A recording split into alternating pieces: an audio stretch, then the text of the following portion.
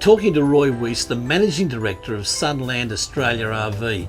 Roy, it only seems like yesterday we picked up our Patriot SE in November 2011. Yeah, it's hard to believe it's been over 2 years, Fred.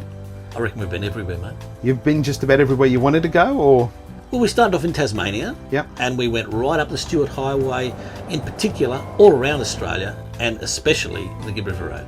Yeah, I mean, when you picked it up 2 years ago, I said to you that this van is capable of going anywhere that you're capable of going. Do you think we lived up to that, Fred? Well, it's proven itself. I mean, to say any van that can do that has really got something going for it. It's designed for Australian conditions, and that's the important thing we need to emphasise. But other things I've noticed, Roy, if you leave something on the bed, it's a good towing platform, because the suspension is such that I'll bet you find it just where you left it at the end of the day. Well, that's pretty important. You want to know where things are, don't you? And the towing platform comes down to the suspension. I got very good tyre wear out of this, and part of that is to the way the suspension runs and that carries the van, but towing is what people are looking for, and I've found that to be very good.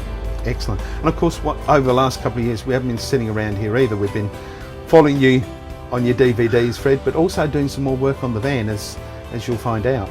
Now, when we built and designed this caravan, we built it with the idea of it being an off-road caravan, a freedom-based caravan, so you can go anywhere with it.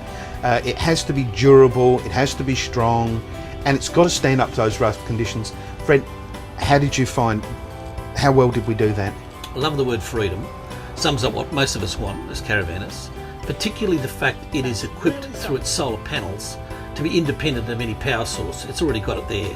You can stay and do whatever you like in the outback and be confident it's going to do the job for you.